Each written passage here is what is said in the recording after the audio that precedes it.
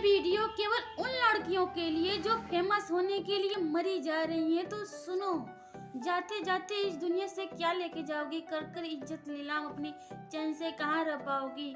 Followers के चक्कर में अगर अपने कपड़े उतार दिए तो याद रखना, शादी के बाद अपने बच्चों के क्या मुंह दिखाओगी?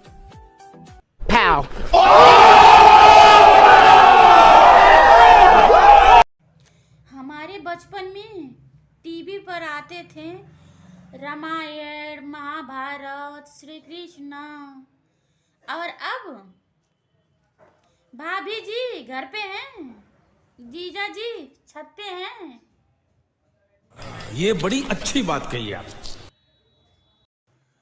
कुछ दोस्तें बड़ा ही अजीब होते हैं, लेकिन दिल के बड़ा करीब होते हैं।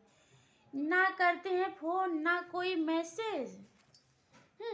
साला सुदामा से भी गरीब होते हैं।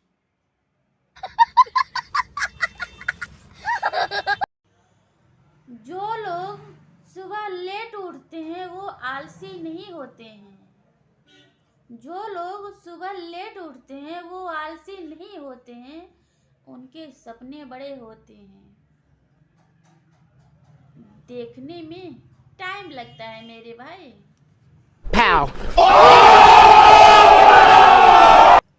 किसी ने हमसे पूछा चाय फायदा देती है या नुकसान?